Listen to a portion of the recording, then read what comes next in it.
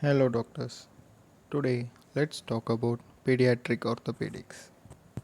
In this section, we will see mostly about the congenital problems and we'll also see some interesting treatments. I have also included the important X-ray signs and the X-ray images to be known for the pediatric orthopedics topic. Now let's jump into the topic. Now let's start with a bit of anatomy.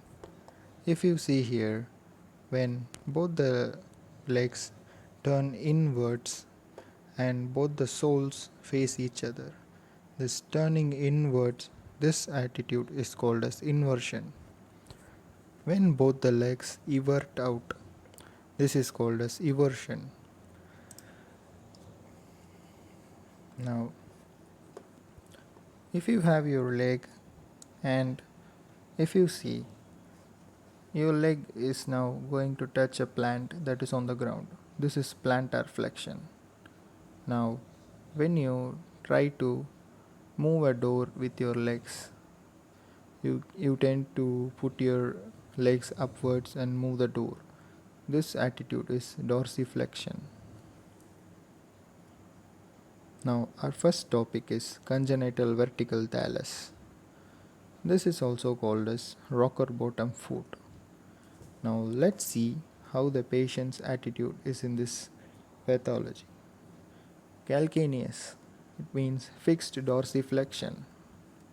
Valgus, eversion. Convex plantar arch, that is, the patient will have a flat arch. It's like almost like a flat foot.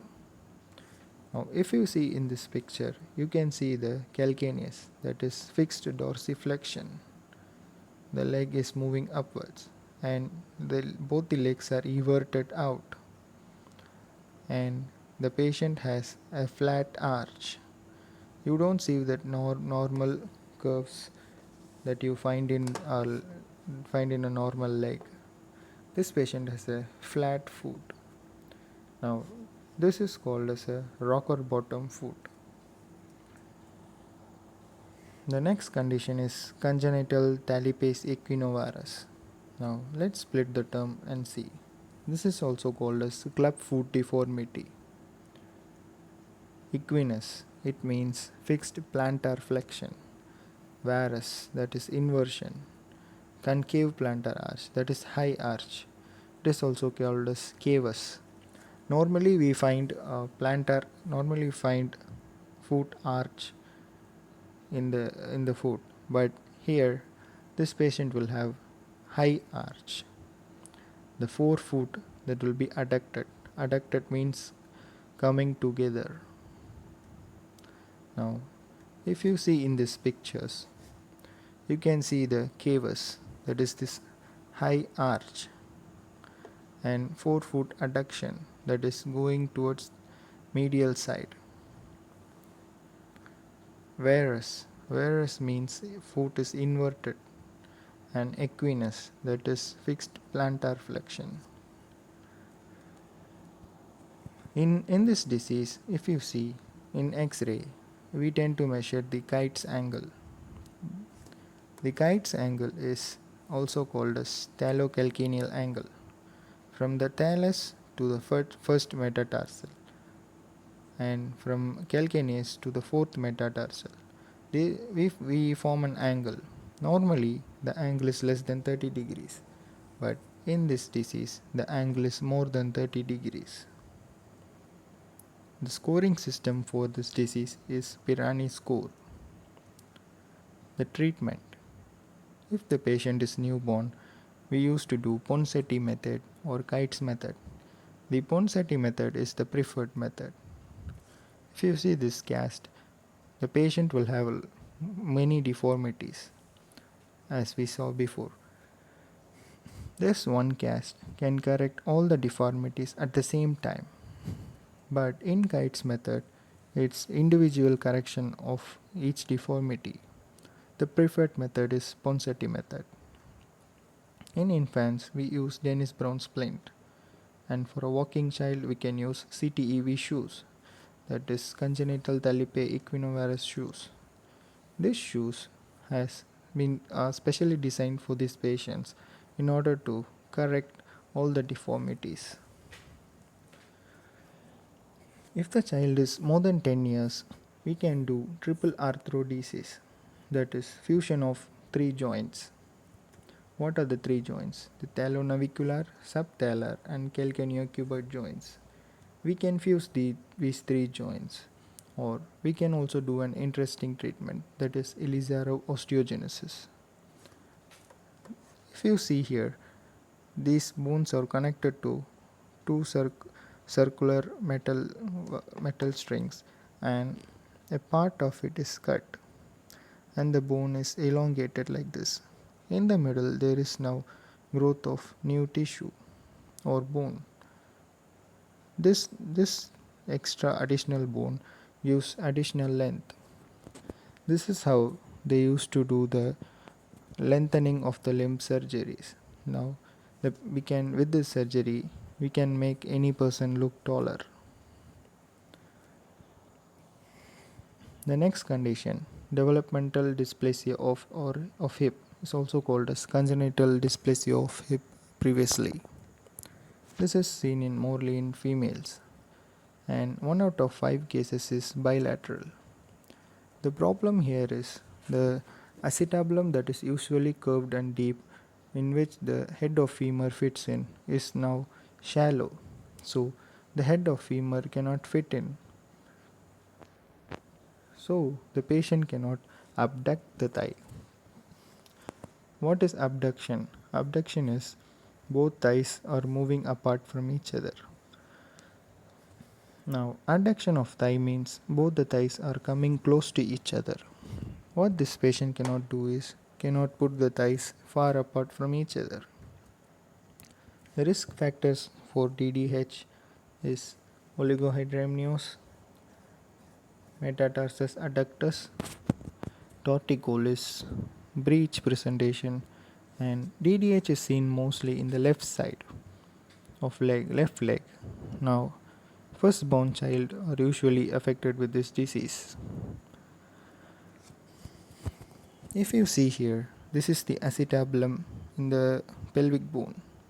It is usually curved, in which the femur head fits in. The problem in this disease is this acetabulum is shallow, or you can say it is flat, so the femoral head slips through. Now let's see some tests and signs. Barlow's test and Ortolani's test. You must have read about these tests in your arts and science of medicine classes. Now let's see this test. What we said earlier was the patient due to DDH cannot abduct the thigh, that is spread the thigh from far apart.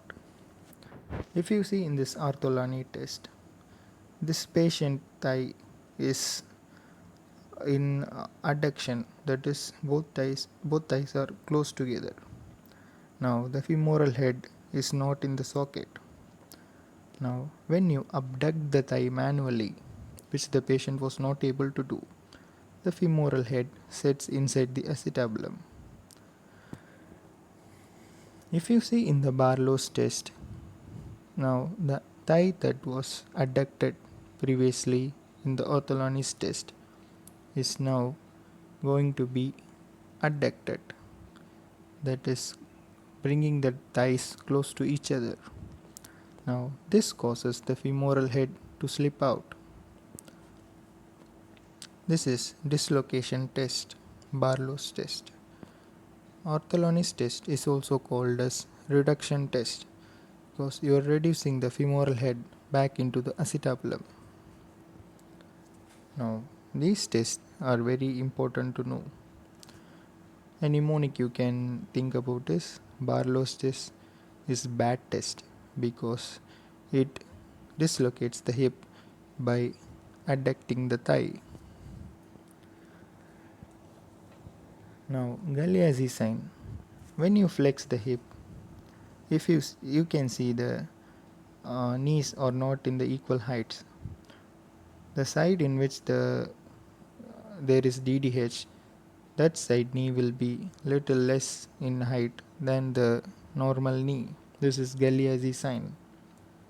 Classic sign is used for bilateral DDH because if you see in this Galeazzi sign, one side has a problem and the one side is short. If both sides have problem, both will be short and both will look normal. For these cases, classic sign can be used. Then we also have another sign, vascular sign of Narath. Normally, the femoral pulse is palpable, but in DDH it is not palpable. This is vascular sign of Narath. Let's see some important lines used in DDH.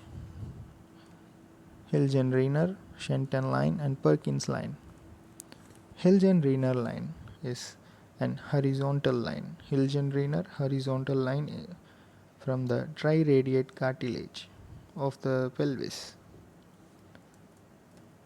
Perkins line is a vertical line from the border of the acetabulum. This is the acetabulum and the border of acetabulum. If you draw this line, it connects to the femur. Now, the Shenton's line from lesser trochanter of the femur, if you draw an arch, it will connect to the pubic ramus. This is Shenton's arch. If you see in a dislocated hip, the Hilgen-Reiner line does not pass through the triradiate cartilage. The Perkins line does not pass through the femur, and the Shenton's arch is broken.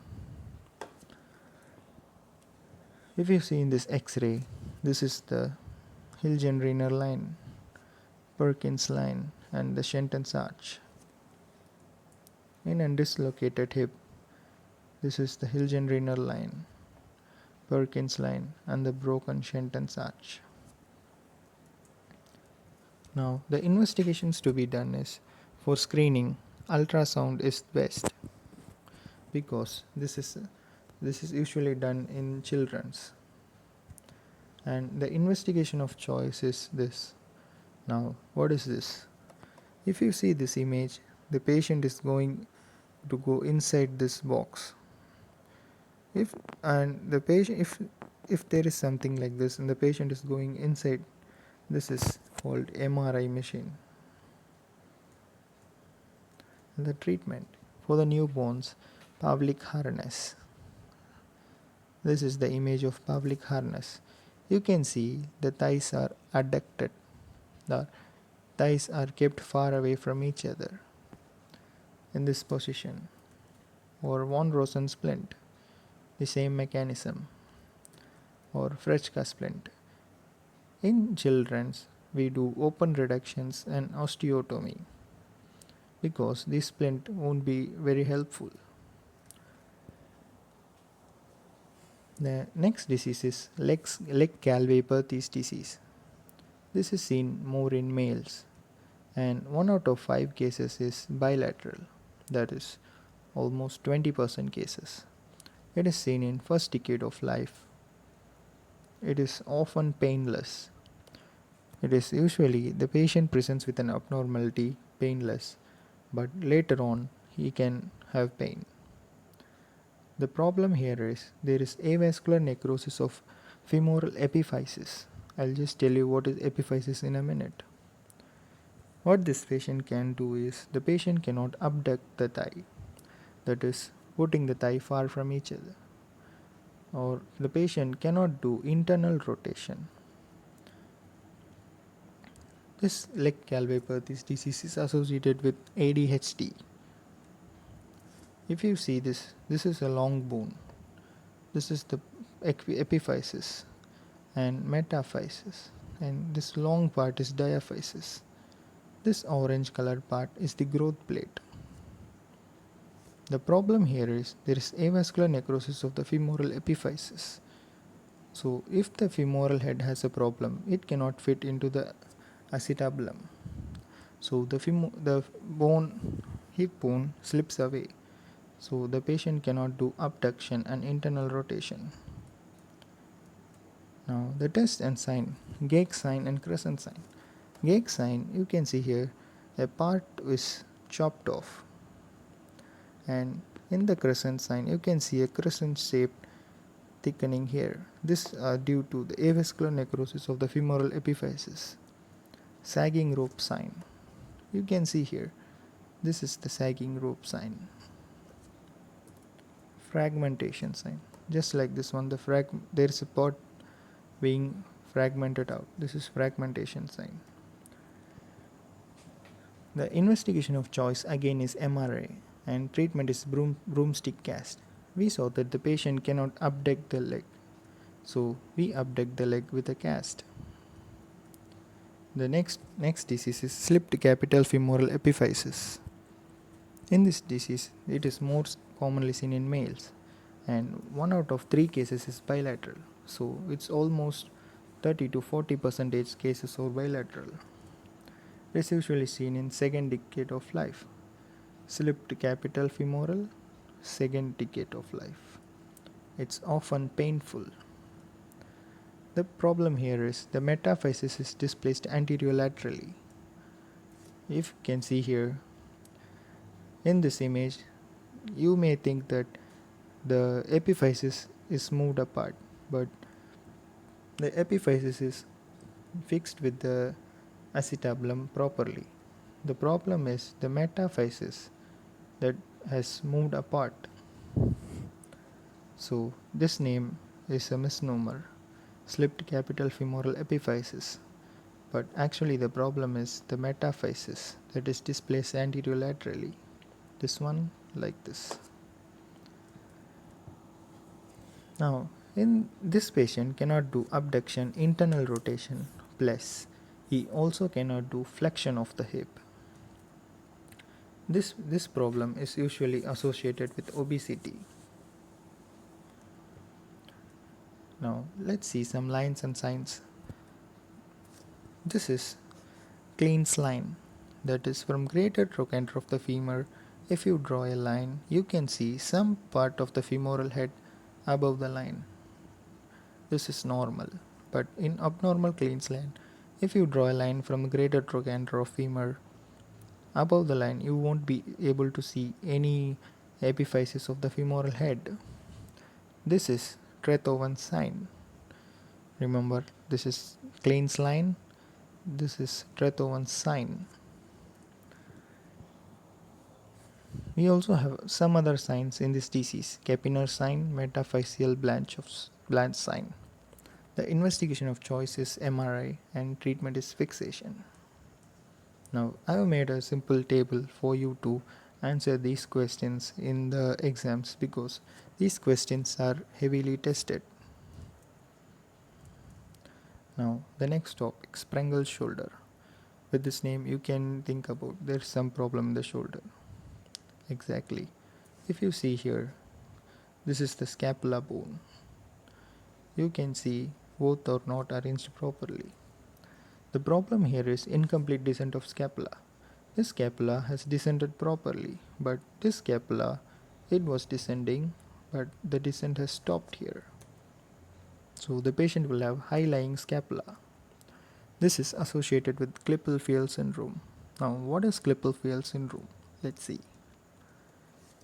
If you see this patient, you can know the problem here is something to do with the cervical vertebra. The problem here is fusion of 2 or more cervical vertebrae. So this patient will have short webbed neck, low posterior hairline, and limitation of cervical movements. This becomes a triad. Remember this triad.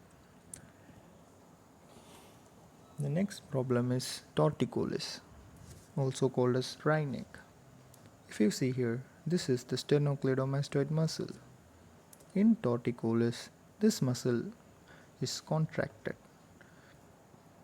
This causes torticollis. If you see in this patient, this right side sternocleidomastoid is contracted.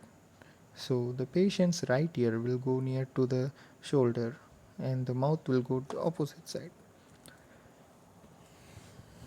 Now this may resolve spontaneously, If not, we have to release muscle attachments after age 1. Next problem is scoliosis. Scoliosis is just lateral bending of spine, not anterior, not posterior. It's lateral bending of spine. Let's see angles and signs. Cops angle. To measure the Cops angle, we take the displaced vertebra above and the displaced vertebra below. We draw lines and find the angle. Research sign. It's used for to see if the scoliosis is progressing or not. Scoliosis treatment. If the Cops angle is between 30 to 45, we can use braces like Milwaukee brace or Boston brace. We can use risser cast. If the angle is more than 45 degrees, surgery would be the treatment of choice. Blount's disease. Blount's disease is also called as congenital tibia vara. If we can see, this looks like bow legs. These legs look like a bow. There is wide gap between the two knee joints. This is tibia varus. If both the knees were touching each other, that would become tibia valgus. Since they are both far apart, this is tibia varus. You have to remember the name Blount's disease. It's congenital tibia varus. Next disease and the last one, Maitland's deformity. Here the problem is the radius has not grown properly, so the ulna can't be kept in its normal position. It causes dorsal subluxation of distal ulna. If you see here, this is the normal radius bone and normal ulnar. Here, the radius has some irregularity in its growth, so the ulna can't be fixed in its normal position. It tends to slip and causes dorsal subluxation. You can see here the patient has some abnormality in the forearm. This is due to subluxation of ulna. The problem is abnormal growth of radius. Thank you, doctors.